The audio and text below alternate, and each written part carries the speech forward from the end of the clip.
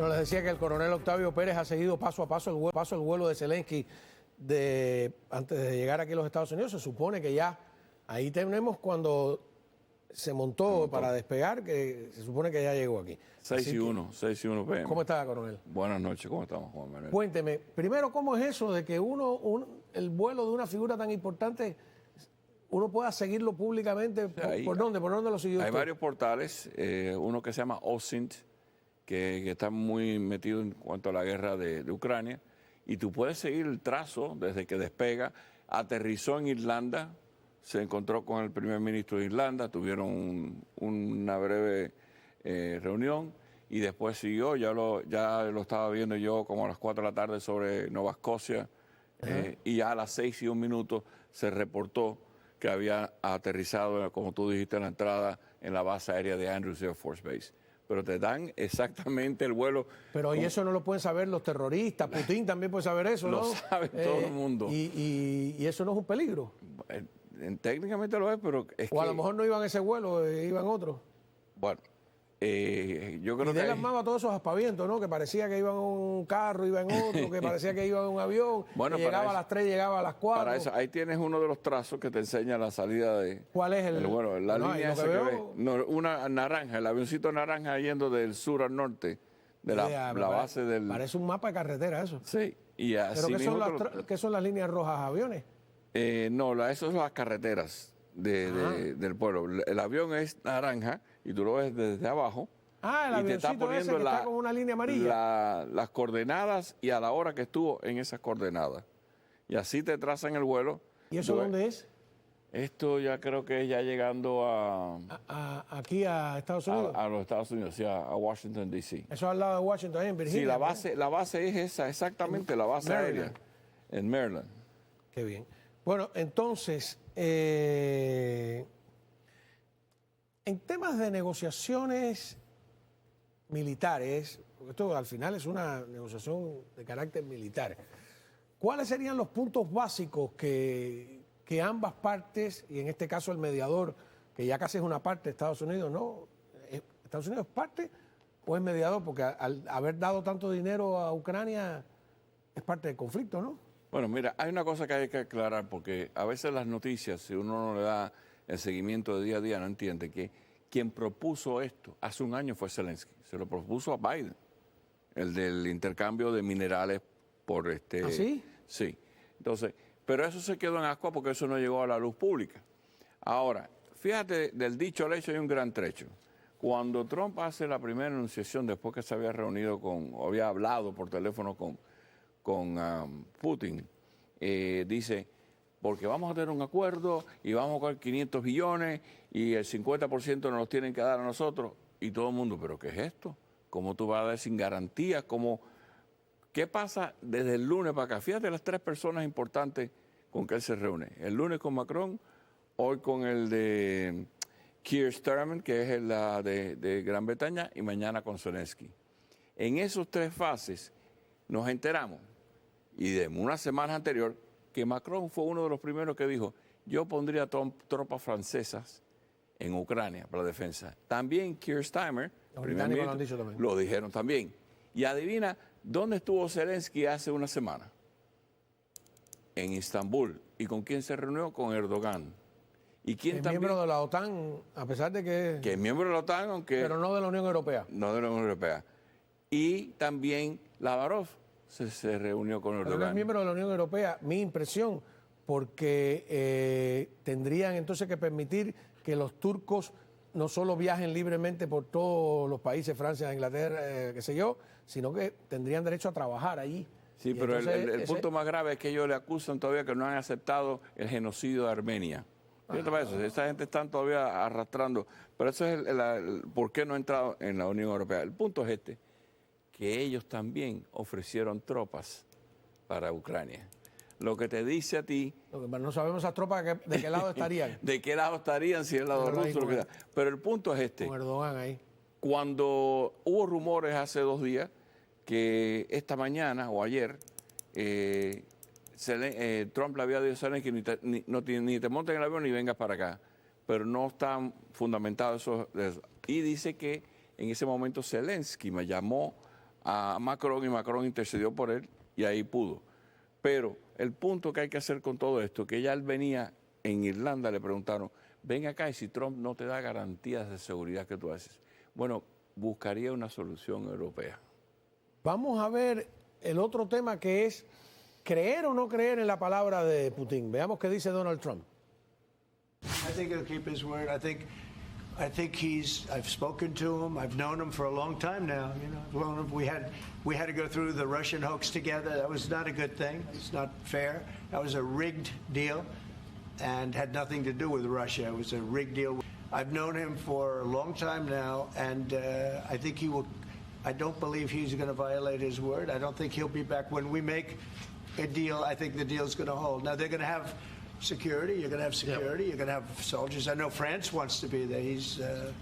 The president has said he wants to have soldiers there. I don't think we're going to even be necessary, but I don't think there'll be any problem with keeping the deal with the security.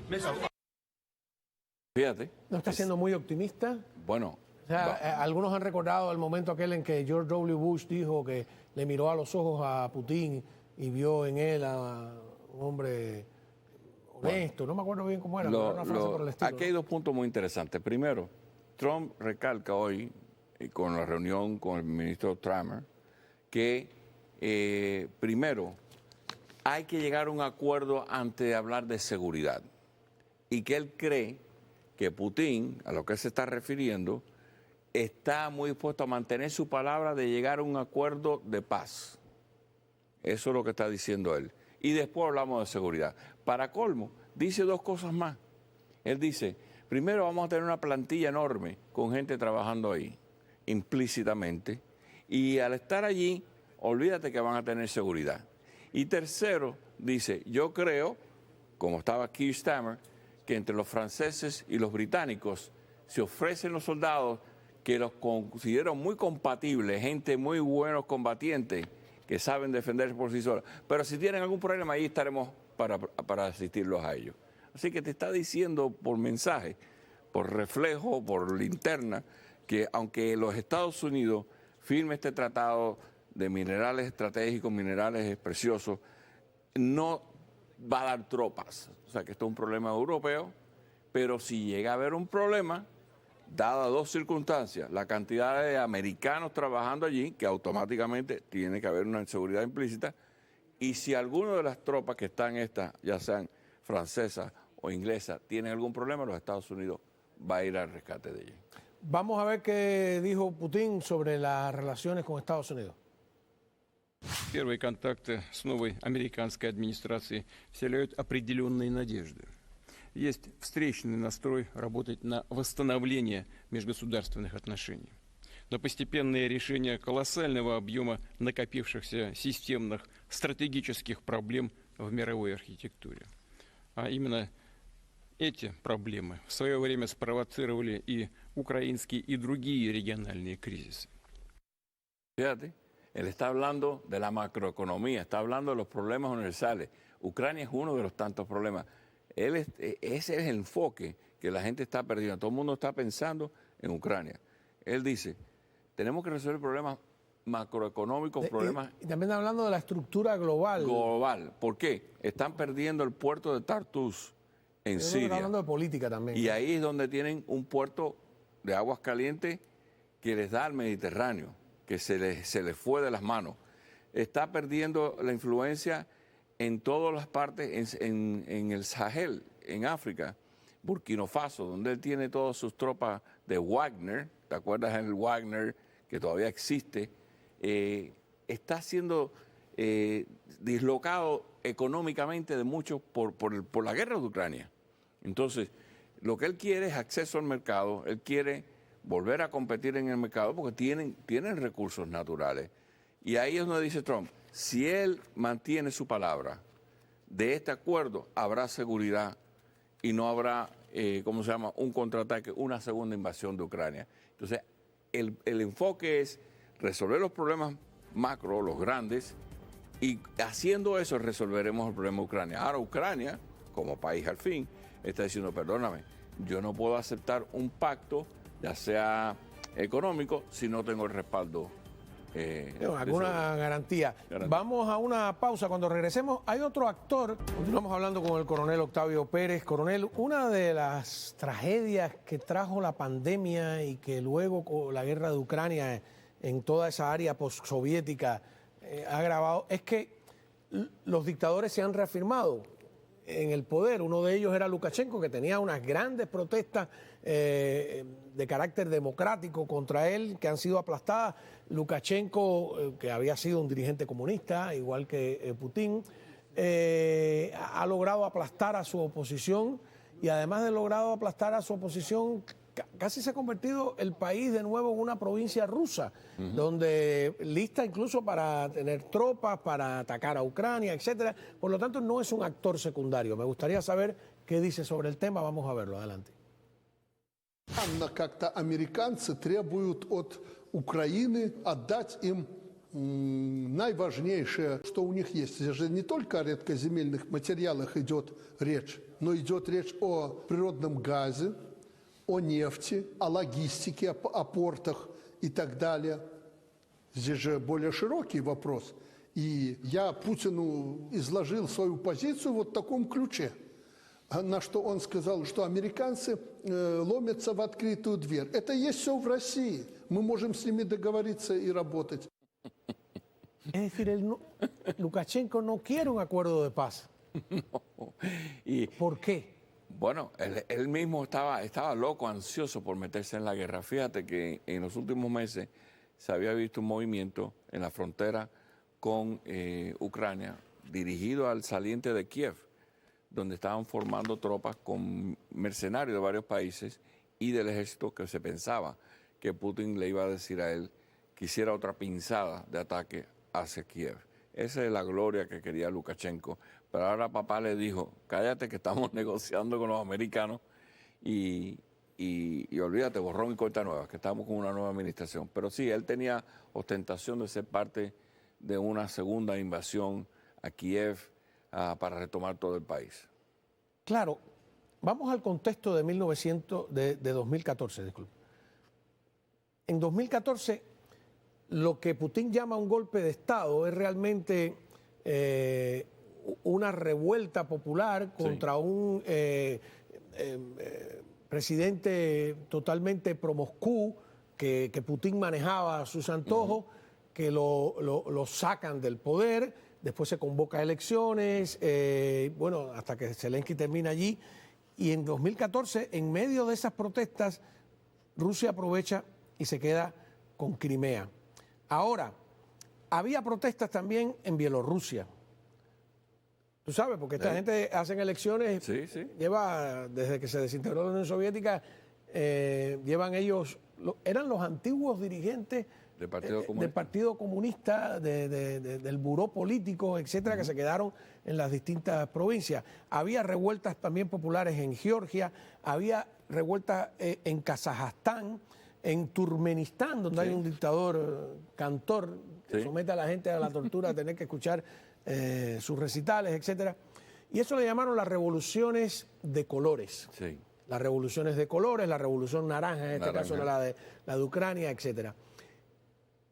Con la pandemia primero y luego con la invasión a Ucrania, lograron aplastar todas esas revoluciones de colores y es una zona de autoritarismo total. Tal vez por eso Lukashenko mira con sospecha, porque lo que no quieren es una Ucrania más occidentalizada, democrática, porque con todos esos problemas de corrupción... comprometida económicamente con Europa, porque ellos eran... No querían la entrada de Europa y ahora van a tener la de Estados Unidos, es lo que está mirando. Lukashenko, desde su punto de vista, tiene razón, ¿no? Tiene razón, porque fíjate, y él enumera la razón del dictador. Y él está diciendo lo que la gente se olvida. El compromiso no es únicamente mineral, tiene que ver con el gas natural y tiene que ver con el petróleo, con reacondicionar los puertos. Entonces, se lo podemos hacer nosotros, quiere decir que nosotros tomamos Ucrania y lo hacemos nosotros. Exactamente. Qué mentalidad la de esos personajes.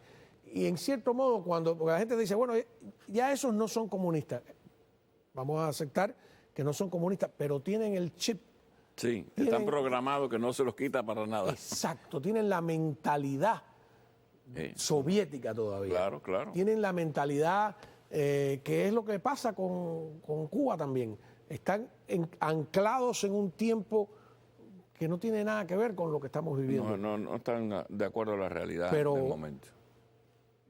detienen el tiempo, en cierta manera. Lo arrastran. Lo- Para los movimientos democráticos y de derechos humanos en Rusia, en Bielorrusia, en Turkmenistán, los movimientos también democráticos dentro de China, ¿no? Pensamos en Hong Kong, pensamos en el evento de Taiwán, pensamos en las minorías musulmanas, etcétera. En Venezuela, en Cuba, en Nicaragua, todo esto es terrible, ¿no? Porque si para tú mantenerte en el poder creas un problema tan grande, que es más grande que... Por resolver la guerra de Ucrania, dejamos a Putin. Por resolver el problema de la inmigración desenfrenada, dejamos a Maduro. Eso es lo que quieren ellos. Sí, siempre hay una crisis. ¿Cómo impedirlo? Y fíjate, hoy también es otro aniversario. Hoy fue en el 2014 que mataron a un líder anti-Putin en la Plaza General, uno de los contrincantes mayores que pudo haber tenido Putin en elecciones. También hoy se celebra el aniversario de su muerte. Y qué coincidencia que tenemos todas estas comunicaciones, todas estas conversaciones en fechas memorables. Así como tú estabas hablando en el segmento anterior, que hoy era el aniversario del Caracazo y sale... los comunistas les encanta las fechas memorables para hacer este tipo de convocaciones, para restablecerse en el pasado, como tú dices. Ellos viven en un solo tiempo, el tiempo de ellos, el tiempo del gran comunismo, el tiempo de la gran república. Y por eso es tan difícil lidiar con estos individuos. Pero Lukashenko implícitamente cuando habló, dijo, bueno, papá me dijo que me quedara callado, que ya él está resolviendo los problemas con los americanos, pero sí, sacó las pezuñas y dijo, oye... Yo le dije que no conviene. Yendo al otro conflicto, que es el del Medio Oriente, Israel-Hamás, fueron conmovedoras las movilizaciones populares en Israel para enterrar a estos dos niños y a su mamá, ¿no? Me dice usted, coronel. Sí. También. Mira, esto es una cosa que también tuvo repercusiones. Fíjate todo lo que ha pasado en las últimas 24 horas. Después que hubo la crisis, cuando la madre fue mal identificada y mandaron un cuerpo de una mujer, ellos se rehusaron a a entregar los 600 rehenes, prisioneros de guerra palestinos. Bueno, eso se logra ayer, en miércoles. Y acto seguido, cuando se recupera el cadáver de la madre, es que se insta, como todo el mundo, los musulmanes y los judíos, en menos de 24 horas deberían enterrar un cuerpo para darle la sepultura final. Cuando se convoca a esto, se tira el pueblo entero, inclusive familiares le regañaron a Netanyahu, porque Netanyahu ha dicho la historia 20 veces, cómo las ejecutaron, cómo los torturaron, cómo los corrieron por la garganta, y le decían, cállate, estúpido, cállate. Sí, porque hoy hay un artículo de Wall Street Journal que dice que hubo una investigación en la que se llegó a la conclusión de que Israel, en este caso Netanyahu, ignoró señales concretas de que venía el 7 de octubre. Aquí estamos viendo el artículo. Sí, y esto lo vamos a saber con las muchachas que han regresado. Es una investigación militar. Sí, las muchachas. Fíjate que dimitieron hace 2 semanas el comandante general de las Fuerzas Armadas y el comandante del Comando Sur de Israel. Y todas estas niñas, porque para mí son niñas, una mujer de 17 a 21 años, que han vuelto al país, que estaban diciéndole por meses, señores, estamos viendo cómo están montando un mock-up. O sea, ellos montaron un kibutz al otro lado de la frontera y tenían tanques, tenían casas hechas y estaban practicando. O sea, ellas estaban informando porque esas unidades están compuestas de estas muchachitas que eran observadoras, con lentes de estos telescópicos de 60 millas de alcance. Y estaban observando todo y reportando y no hicieron nada. Así que esa investigación, cuando se concluya, y por eso te digo que por eso dimitieron antes de tiempo para no ser llevados a una corte, que lo pueden de todas maneras traerlo a una corte marcial después, a los oficiales, aunque se hayan retirado. dimitieron y admitieron algún tipo de culpabilidad para ver si son un poquito más leves con ellos. Pero eso también, cuando se acabe la guerra o haya un cese el fuego final del desenlace, seguirá dando tumbos adentro de Israel. Bueno, pues muchísimas gracias al coronel Octavio Pérez por habernos acompañado esta Muchas gracias por la noche. invitación. Como siempre, muy amable, muy interesante. Y